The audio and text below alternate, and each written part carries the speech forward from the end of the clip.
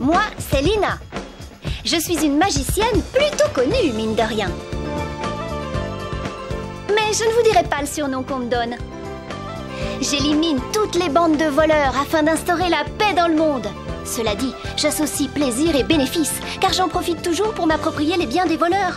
Mais voilà qu'une bande mystérieuse s'est mise à m'attaquer pour me déposséder de mon trésor. Enfin, avec ma force, j'ai réussi à éliminer ces voyous. Mais un homme m'a suivi jusque dans une auberge où je m'apprêtais à passer la nuit. Je veux t'acheter un de tes objets. Ton prix sera le mien. Je paierai ce que tu demanderas. Moi, je dis que c'est impossible que ce soit un marchand itinérant. Impossible. Crash, duel, rouge, blanc, louche. Moi, je trouve qu'elle est louche, sa proposition. C'est vrai que je peux te paraître étrange, mais sache que je n'ai aucune intention de t'attaquer. Je veux tout simplement marchander avec toi. Mais qu'est-ce que c'est que cette histoire? Qu'est-ce qui me dit qu'une fois entré dans ma chambre, tu ne vas pas changer subitement d'avis? Tu n'as aucune crainte à avoir. Évidemment, c'est difficile à croire, mais de toute façon, tu as un garde du corps sur qui tu peux compter. Mais de qui est-ce qu'il parle? Ben de toi, évidemment. Je préfère te dire que si jamais tu te comportes mal, j'invoquerai tous les sortilèges que je connais, et surtout les plus puissants. Ce ne sera pas nécessaire.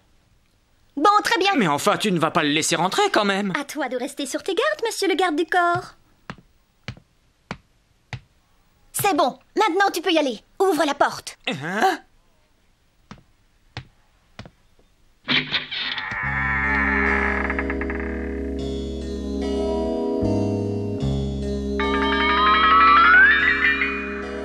Pour l'instant, j'ai l'impression que tout va bien. Rien ne me paraît louche. Oh, en voilà une drôle de surprise. Je peux savoir pourquoi tu te promènes en compagnie d'une momie? Quoi? De quelle momie parles-tu? Arrête! Cet homme s'appelle Zolf. Ce n'est pas une momie. Il est extrêmement intelligent et sympathique, mais il a une fâcheuse tendance à l'impertinence. Peu importe. Moi, ce soir, je suis bien décidée à faire monter les enchères. Je vois que j'ai affaire à une jeune personne très maligne, mais peu importe, allons au fait. Tu semblais souhaiter que je te vende quelque chose qui m'appartient? Oui, absolument. Je voudrais une des choses que tu as subtilisées aux voleurs de cette bande mystérieuse qui terrorisait la région. Au lieu de faire autant de mystères, dis-moi de quoi il s'agit. Ça, c'est impossible, hélas. Alors je ne vois pas l'intérêt de marchander si tu ne veux rien me dire. Si je te dis tout de suite ce qui m'intéresse, je crois que tu risques d'être extrêmement étonné et je crains qu'ensuite, tu refuses de me vendre cet objet qui me tient tellement à cœur. Non, mais tu me prends pour qui? Quoique, tu n'as pas tort. Il va falloir que tu me donnes un prix pour chacun des objets que tu as emportés la dernière fois. Et moi, je t'achèterai l'objet qui m'intéresse au prix que tu m'annonceras. C'est curieux. Tu n'as pas l'air de faire partie de cette bande de voleurs. Alors je me demande pourquoi tu fais ça. Je suis à la recherche de quelque chose d'important. J'ai même envoyé des émissaires partout afin de m'aider. C'est à cette occasion que Zolf, l'un de mes amis, a réussi à pénétrer dans le repère des voleurs et a découvert ce que je cherchais. Il s'apprêtait à le prendre et à l'emporter lorsque... Attends une petite minute. Ah, mais qu'est-ce qui t'arrive? Ce n'est pas joli de voler, même si c'était des voleurs que tu t'apprêtais à voler. Tu es mal placé pour nous juger. Peu importe, ce qui compte, c'est que si j'ai bien compris, je possède un objet qui t'intéresse. J'ai donc une statuette, une épée ensorcelée, quelques pièces de monnaie anciennes et des pierres précieuses. Alors, cette épée ensorcelée, je peux te la vendre? Bon alors, je vais te la vendre dans les 12 millions. Qu'est-ce que c'est que cette réaction incroyable? Décidément, les hommes sont vraiment incompréhensibles. Tu m'avais dit que tu m'achèterais cet objet au prix que j'annoncerais. Alors moi, c'est simple. Je le vends 100 fois plus cher qu'il ne vaut sur le marché. Et voilà. Moi, je pensais que je la paierais 2 ou 3 fois le prix du marché, c'est tout. Pour la statuette, j'accepte de casser les prix. Je veux bien te la vendre 30 millions, c'est donné. Un grand propriétaire terrien a vendu son château, ses terres, ses meubles, ainsi que tout ce qui se trouvait à l'intérieur des bâtiments pour le prix que tu me demandes aujourd'hui pour une modeste statuette.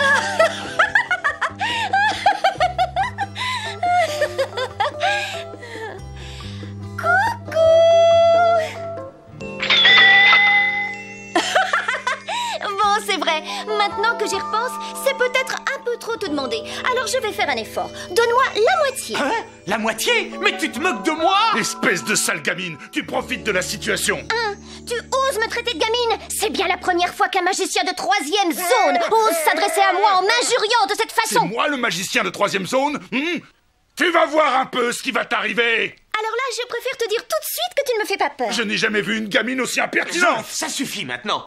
Je te fais une avance de 100 000 et je te paierai le reste plus tard. Tu me prends pour une sotte? Bon, alors je te fais une dernière proposition. Et j'espère que tu seras arrangeante cette fois. Dans 6 mois, je te paierai non pas 2 fois, mais 3 fois le prix que tu viens de me demander. Vous allez lui donner 90 millions? Ça alors? Si tu es prêt à me donner autant pour cet objet, c'est qu'il doit avoir une sacrée valeur, j'imagine. Finalement, je trouve ça plutôt inquiétant et je préfère ne pas faire affaire avec une personne comme toi. Je ne sais pas exactement pourquoi, mais c'est certainement mon intuition féminine qui me guide. Quel dommage. J'ai l'impression que je ne peux pas te faire confiance. Même si j'étais dans une situation désespérée, je ne ferais pas appel à quelqu'un de ton espèce.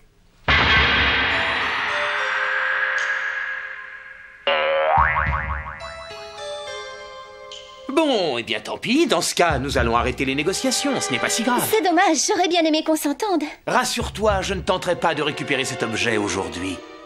Mais dès demain matin, lorsque vous aurez quitté cette auberge, sache que toi et moi, nous serons devenus des ennemis impitoyables.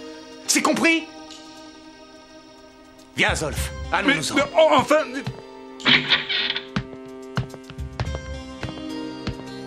Au fait, je m'appelle Zelgadis.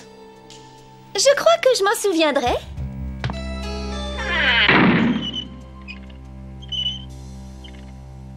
Bon, ça y est, ils sont partis. Toi alors, franchement, tu m'as épaté. Demander un prix pareil pour un objet aussi nul? Tu veux dire que tu m'aurais trouvé plus maligne si j'avais essayé de lui vendre ces objets à des prix plus raisonnables? C'est ça que j'aurais dû faire à ton avis?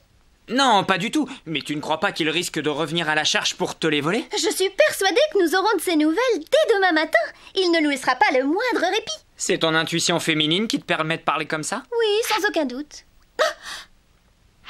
Bon, allez.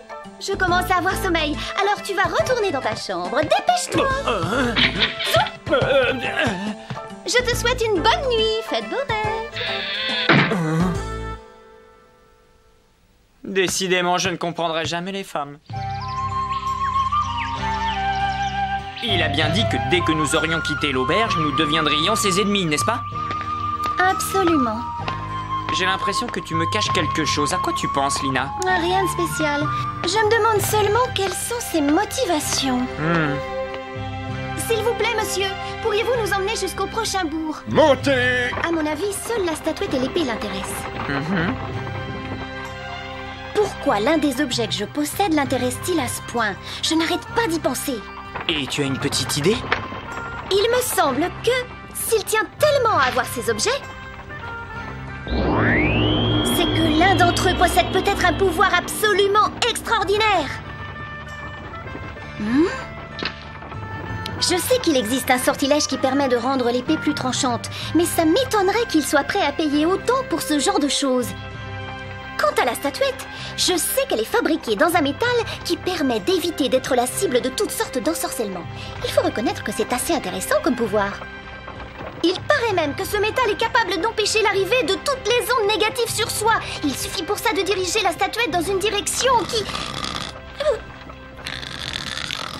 Je t'interdis de dormir quand je suis en train de t'expliquer des choses passionnantes! T'es vraiment sûr que je dormais? Qu'est-ce que tu as retenu de ce que j'ai dit? Malheureusement, rien du tout. Pour faire plus simple, je peux te dire que la statuette possède un grand pouvoir. Bon, d'accord, admettons qu'elle possède un grand pouvoir. Mais tu penses vraiment qu'elle vaut autant que ce que tu lui as demandé? Est-ce que je t'ai déjà dit que tu étais pénible? J'ai essayé de t'expliquer que j'étais effectivement convaincue que ces objets possédaient de grands pouvoirs. Mais certainement pas au point que ce type soit prêt à payer une telle somme. Je crois qu'il doit y avoir un secret là-dessous. Un secret, tu crois? Oui, absolument! Maintenant, il ne reste plus qu'à découvrir lequel. Il faut rester très vigilant et essayer de ne pas tomber dans les pièges qui vont nous être tendus.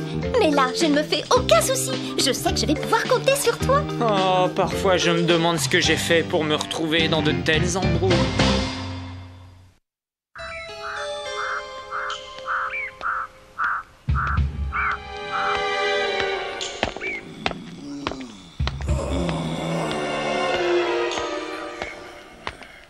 J'ai l'impression que quelque chose ne va pas. Ne t'inquiète pas, c'est juste une mise à l'épreuve. Essayons de rester décontractés, c'est le mieux à faire.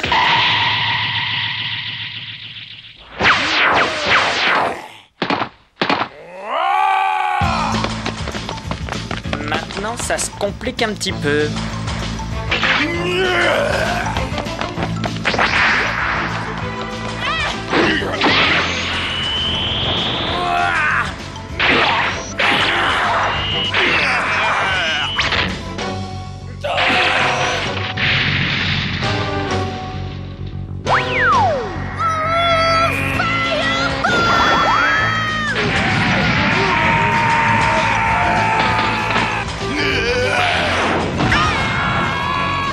Fallait pas l'énerver.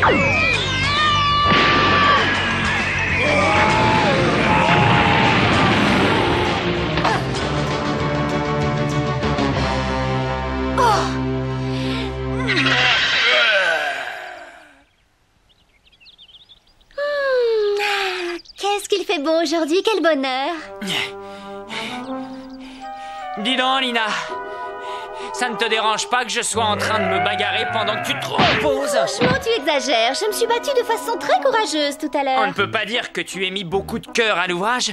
Heureusement que j'étais là pour leur tenir tête. Non, je ne sais pas. Tu as peut-être raison, finalement. Comment ça, peut-être? Il faut qu'on reprenne des forces et pour ça, il faut qu'on se repose. Non, il faut absolument qu'on atteigne la prochaine ville avant la tombée de la nuit, lève-toi. Oh, laisse-moi me reposer encore un petit peu. Je suis tellement bien. La chaleur du soleil me fait oublier tous mes soucis. Tu vas te lever, oui. Oh. Lina, qu'est-ce qui t'arrive? Je t'ai fait mal? Non, je crois que j'ai trop mangé. Mais tu saignes, qu'est-ce que tu as? Je suis en train de me régénérer. Si tu veux bien patienter encore quelques instants, ma blessure sera totalement guérie et alors je serai en mesure de repartir. Tu as été blessé au début du combat, c'est pour ça que tu t'es retiré aussi rapidement. Excuse-moi d'avoir été aussi injuste avec toi, je suis désolé. Mais non, ce n'est pas grave. Il suffit que tu patientes encore un petit peu et dans quelques instants, je serai prête à repartir. Ah, mais qu'est-ce qui t'arrive? Repose-moi immédiatement. Je vais te porter, comme ça tu pourras te reposer, tu dois être encore très faible. Absolument pas, je vais très bien. Je suis capable de marcher, d'ailleurs toi aussi tu dois être On m'a fatiguée. toujours dit que je devais traiter les jeunes filles avec gentillesse, alors c'est ce que je fais. Et puis je te rappelle quand même que nous devons atteindre la ville avant la nuit. Non, je ne veux pas qu'on me voie dans cet état. Je refuse de partir maintenant. Je veux rester ici. Je ne veux pas Mais partir, je ne veux calme-toi, pas. arrête donc Repose-moi de par terre et gigoter, ça laisse-moi me n'arrange reposer rien à faire. tranquillement. Je t'ordonne de me Oh, lâcher. tu me casses les Tu vas me oreilles. payer, je te préviens.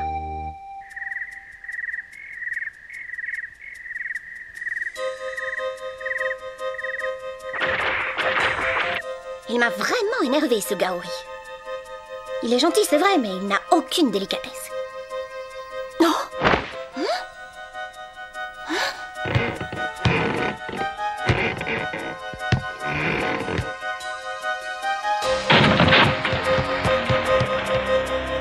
Mais où est-elle passée? Je suis là! Ah!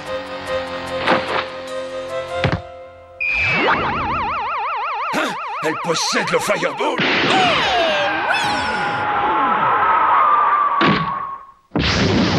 Que se passe-t-il? J'ai eu affaire à des assassins. T'as réussi à les tuer? Je n'en ai pas la moindre idée. Comment ça? Lorsque je suis vraiment en forme, je suis capable de faire fondre de l'acier.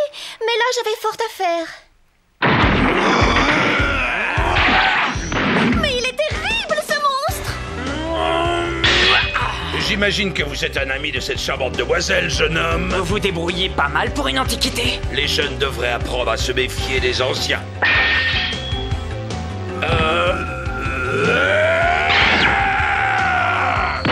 Ne te laisse pas faire, Gaori, je te couvre! Ça me rassure pas vraiment. Tu n'as rien à craindre, je suis là.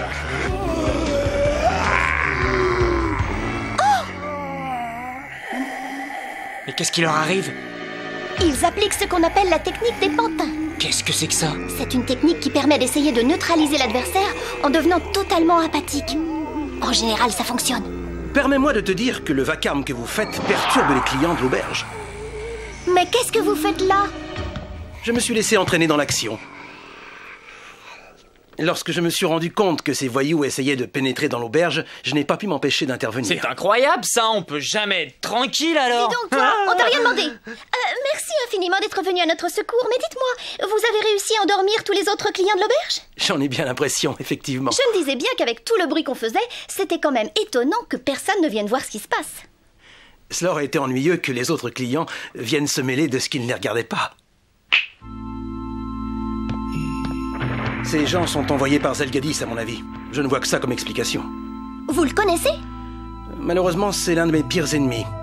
C'est l'homme qui a l'espoir de faire renaître le démon Chabrani-Goudou, et ça, c'est épouvantable.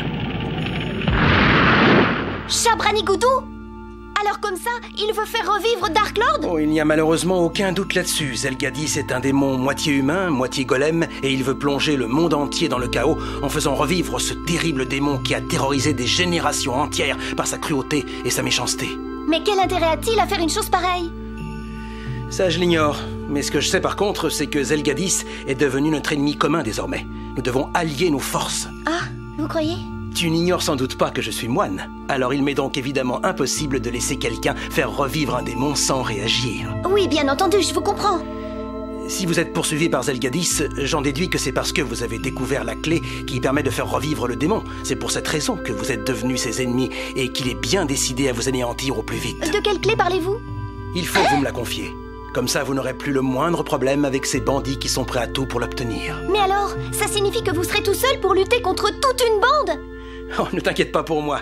Il est vrai que ce sont des adversaires de taille, mais je n'ai pas l'intention de me laisser impressionner par des démons ou des voyous sans foi ni loi. Mais alors, si vous êtes capable de les affronter, c'est que vous êtes l'un des 5 grands sages. Vous êtes Rézo, le moine rouge. Effectivement, il peut arriver que l'on m'appelle parfois de cette façon.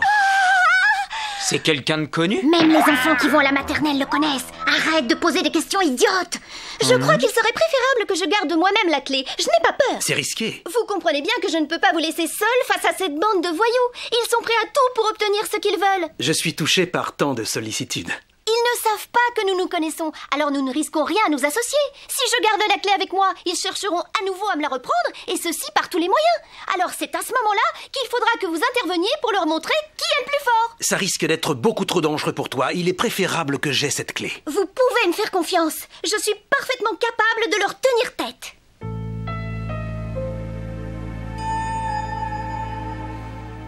Très bien, je suis d'accord.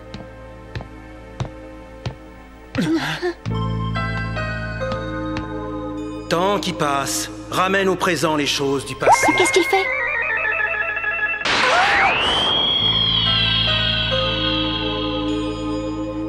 Dès demain matin, je serai en permanence dans ton ombre pour te protéger en toutes circonstances. Mais il part comme ça, sans tambour ni trompette. Il s'est absolument rien passé. Moi, je le trouve absolument incroyable. Mais pourquoi? Je te rappelle quand même que j'ai envoyé une boule de feu dans cette chambre tout à l'heure. Oui, et alors? Bon, décidément, tu ne comprends rien. Je préfère ne plus discuter avec toi. Hein? Mais où tu vas? Ne me laisse pas tomber! Permets-moi de te rappeler que c'est ma chambre ici. Je préfère me coucher ici parce que si jamais ils reviennent, ils iront tout droit dans la mienne. Dans ce cas, tu n'as qu'à dormir dans mon lit, je dormirai par terre. Tu es vraiment gentil, mais je ne voudrais quand même pas abuser. Bon, eh bien, comme tu veux. Mais enfin, pourquoi est-ce que tu ne te couches pas dans ton lit? Tu crois que je pourrais dormir sur mes 2 oreilles en sachant que toi, tu dors par terre sur le plancher?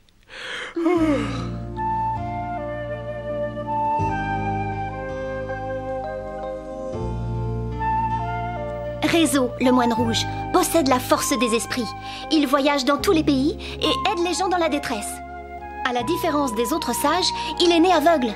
Mais sa générosité et sa compassion pour les autres ne connaissent pas de limite.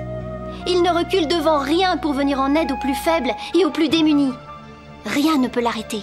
Il essaye de rester fort et courageux, même dans l'adversité. Par contre, ce terrible démon Chabrani-Goudou, c'est l'être le plus vil qui existe sur cette terre. Aujourd'hui, je n'ai plus vraiment le choix.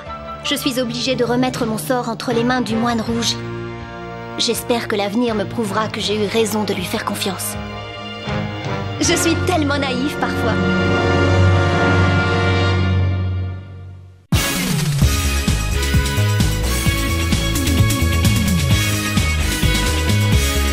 Mon sourire me fait pleurer. J'ai naturellement une classe infinie.